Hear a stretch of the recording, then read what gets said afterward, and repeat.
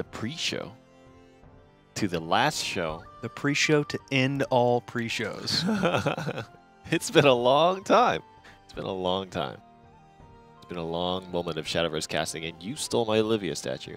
I've had it for like the past few weeks, I feel like. No. No. It's Check been the like tapes. it's been totally random. Check who gets the it though. tapes. Check the Check tapes. the tapes. You've got evidence, right? I'm just making blind statements. Hey, for our last ever Shadowverse Open broadcast for Season 1, as well as the last pre-show, we have a very special guest joining us yet again. A new face here. And will be somebody very important to the games happening today. The captain of the Mana Surge team. A competitor, a qualified player for EXG's championship tournament, as well as a commentator for community tournaments in the Shadowverse scene. Does a lot of EXG tournament commentating. I would like to welcome Mana Surge's Red. How are you doing today, Red? Very good. How are you, man? Oh, it's been so long since I've talked to you. I missed you both so much. It has been a long while. Red and I casted a community tournament, one of the EXGs a while back, and it was a lot of fun. Nice.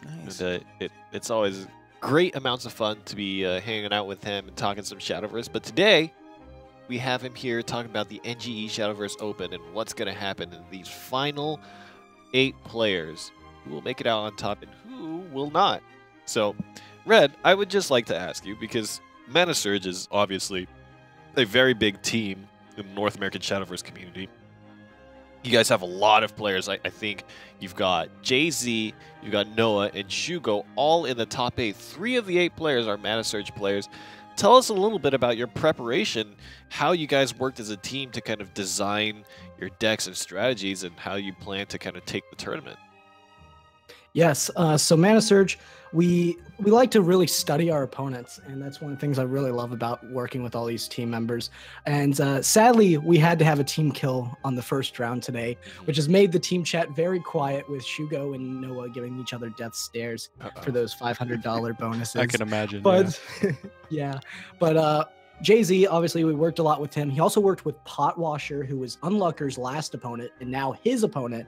And obviously, he worked inside of the team members and outside. He put in a lot of preparation, studying his opponent, understanding what the chances are of him bringing certain decks, and creating this lineup that he's made now, which I would say, from looking at the bracket myself, that he's done a good job and he got the matchup that he wanted. So, yeah, we pretty much just like to study our opponents, understand what they're going to bring, and the likelihood of what lineup's going to give us the highest % chance of winning the entire tournament in the long run. And that's certainly very interesting, right? Because Mana Surge, I feel like, as a team, has been very good at kind of exploring and kind of being, I mean, mostly kind of headed up by Noah, who is the second place pointer on the leaderboard, just barely overtaken by Les at the last moment. Was a big stalwart for Swordcraft in the competitive scenario, but this time around, he's not actually bringing a Swordcraft deck. Is that correct? Yeah, he actually decided to go with more of the medical, but he was actually thinking about Sword at first. But what happened was, in the round of 8, because it was more face-to-face type of thing where you knew who you were fighting, he decided that bringing Sword was going to be a liability, because obviously everyone knows that he was like the pioneer of this mid-range Swordcraft deck that we've seen. That obviously other members of Mana Surge have also picked up, like Shugo and Jay-Z, both winning with it as well.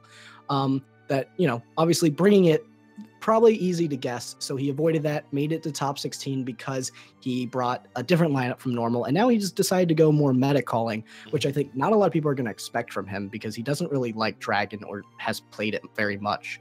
So, yeah.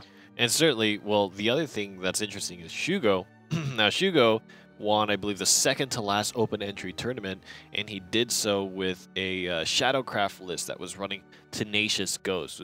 Was the big addition to his deck, and it was actually the winning cause of the finals game in that tournament that he took first place in.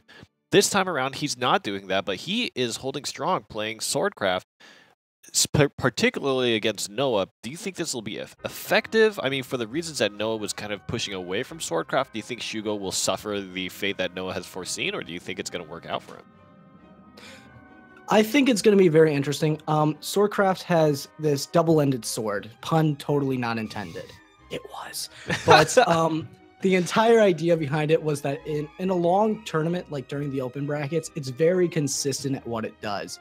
But it is somewhat of a liability even against the two meta decks, Dragon and Shadow. They can obviously both get snowballed down by Sword, but in a more smaller format that's more invitational type of based, you want to bring decks that have a higher ceiling of possibilities. They can go higher and higher, and not really just, you're not looking for consistency, you're looking for results in this type of format here in this smaller tournament.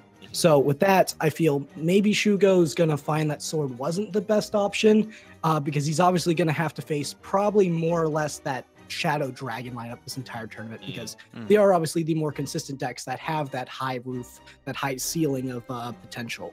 So I feel like it can be both ways. It's either the Sword will snowball and win, or it's going to be a liability. Well, I mean, the Mad Surge players seem to have many things figured out for themselves, but they're not the only competitors in the tournament.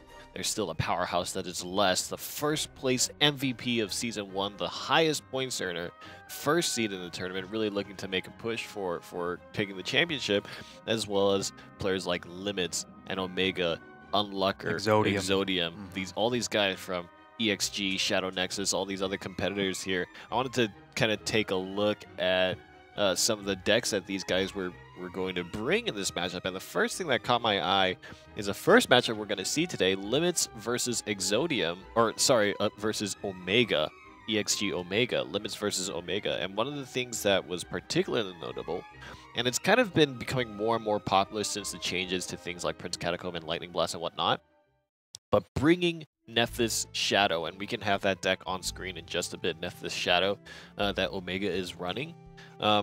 Talk to me a little bit about how you feel this deck will play out, kind of in the tournament, and based on the decks that he's going to be facing. I feel like this deck is going to be a very interesting deck because it's not, when you look at this deck, it is a 3-4-7-8 kind of curve for Nephthys Shadow. So there's no 2-drops, which makes it normally weak to more aggressive mid-range decks like the mid-range Shadow. You don't want to really fight that, but it's very good against Dragon. And it's actually and we've seen this list win. It's the exact same list from Dino T from the finals of the North American / EU EXG tournament. So this deck does have a win under its belt. So it is no low contender oddball deck in that sense. So I feel like bringing it to a tournament, it's going to be interesting to see because this is a 2-deck format, not a 3-deck 1-ban, which can make a huge load of a difference. But I feel with all the Dragon running around right now, it's definitely a good option. But also in Limits lineup, he does actually run some Banish in that target of the Dragon, which is going to maybe throw this game. I think that game's going to be one of the most entertaining to watch, to be completely honest with you, because you don't know what's going to happen. It's really going to come down to, does the Dragon have the Banish on time? And I feel like the Shadow will struggle against the Bloodcraft that Limits is bringing, but I think it's going to be a very, very interesting match against all the other Dragons in the tournament. But Limits Dragon, we're just going to have to see how that happens, because I feel like that's very, very interesting. So, yeah, certainly. Now, one of the other things that we want to mention, we talked about Dragon and Shadow a lot, and especially Dragoncraft, I feel like has evolved just a little bit, just in the sense that now Zell isn't nearly as strong. I mean, is almost unseen, if not entirely unseen now. There's kind of been a divide for Dragoncraft decks, right? There's a more storm-oriented as well as a more kind of Saha, Israfil, kind of more neutral ramp-oriented. And we should take a look. I think a perfect example of this, I believe, is Les versus Exodium. They're on the bottom of the bracket. Now, I believe Les is running the more storm-favored list, which we can see on screen, will be filled with cards like Erd as well as Forte. And obviously, we know that combo can be very strong, where you play the Forte and you swing, and then you play the Erd, resummon the Forte, and swing again for that huge amount of burst damage. Talk to me about the trade-offs here. Why would you play the storm-oriented version of Dragoncraft? Why would you play Sahagwheel Israfil instead? It's again knowing what your opponents are going to bring in this smaller tournament. It's much easier to bring these odd calls into a smaller tournament, at least player size, definitely not a small tournament, $4,000 online. But with knowing that most people will bring Dragon, as it is probably the most consistent deck in the format right now, you can definitely tech it towards being favorable in that list. And that's why we see the polyphonic roars all the time in Dragons. It's to win the mirror. But this list, with the extra Storm in it, it's definitely trying to just beat up your opponent before they even get to those later turns. And if they do, obviously with that Erd Forte combo being 10 to 12 damage, possibly if you have the Evo as well, that's a lot of burst that Dragon just does not like to deal with. That's why at the beginning of the meta, a lot of people were playing, like at the very start of Tempest of the Gods, Aggro Shadow was the main pick because it had that 11 damage burst combo with Cerberus and Phantom Howl. So now kind of bringing that to more of using what Dragon has to create those bursts. And that's probably the most likely reason Les decided to bring this, expecting a lot of people, if not all his opponents, to be running a Dragon of some sort. You mentioned that Nephthys Shadow can be very strong against Dragon. How do you see this Storm deck stacking up against a Nephthys Shadow deck? Is it a similar story or maybe a little bit different? Again, one of the things that has Dragon kind of in the loops right now is it's very weird. Like it either goes off really consistently, turn 7, you're on turn 10, just storming people out of the game, or you kind of have a slower start, and that's where Nephthys picks up. And if you just miss like one piece of ramp, that storm can easily get blocked by a Death's Breath, or all these liches start to make you have to answer and use Fortes defensively instead of offensively. So it comes down really to how the draws turn out. And that's kind of the bad part of, some tournaments is, obviously there's those draw aspects in the game. But Forte can be a really strong card, allowing you to end games before Nephthys comes down.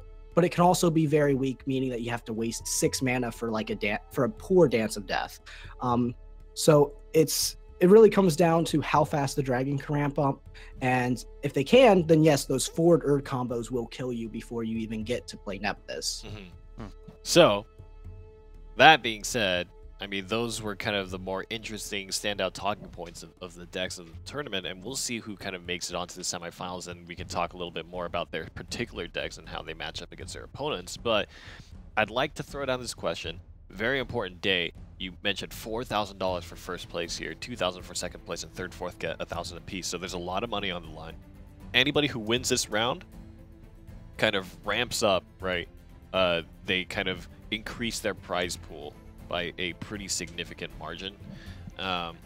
Who do you think is well suited to kind of take the win here? You talked a little bit about your Mana Surge teammates here, and obviously kind of being part of the Mana Surge team and being the captain of the team, I would think you would want them to win. But what does your mind tell you? The heart might tell you Mana Surge, but what does the mind tell you, Red?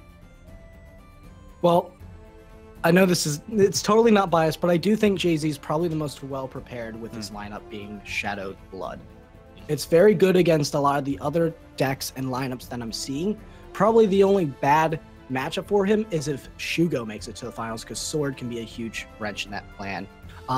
But Shugo has a very nice bracket side. If he gets through on Lucker, and for example, if the Nephthys wins, then he gets to fight a Nephthys, which is going to struggle a lot against both those decks that Jay-Z has. But also, I feel like Lest is very good. Like I said, we talked about him, very consistent player, one of the best that came here, one of the most scariest faces to fight against. And his list, I feel like they can deal with pretty much anything. I really like these lists now that the more I look at them, I just feel like, yeah, actually, the more I look at it, the better and better. There's always another option that's just so good for this deck. So I really like this deck. And also his mid-range Shadow just being a very strong, consistent choice. Those are the two contenders I would say to take the crown. But it's anyone's game, really. Absolutely. And we've seen that time and time again in the open entry tournaments where things go a little bit crazy. And despite the fact that Lest and Noah might be the most consistent players here, they're not guaranteed to be the winners. So we'll have to wait and see how the tournament pans out. For Red, he thinks Jay-Z and Lest in the finals, with Jay-Z perhaps coming out on top. And in classic fashion, Sterling and I are not going to give our predictions.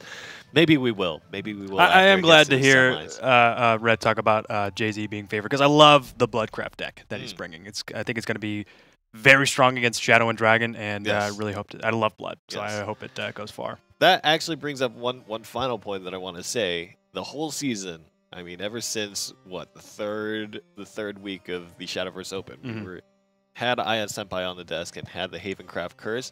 Now that we're on the final day and there are no Havencraft decks, bummer. The curse is here to stay. The curse is here to stay. Hey, you know, maybe in some future tournament, maybe something that might be titled Season 2 or something like that. Maybe something that might be titled that. Yeah, perhaps. But with that being said, thank you so much for your time, Red. We'll be able to hear more from him as we get to the semifinals and the finals of the tournament. But for now, we're going to go to a little bit of a break. And when we come back, the final day of the playoffs kicks off. We'll see you guys in a bit.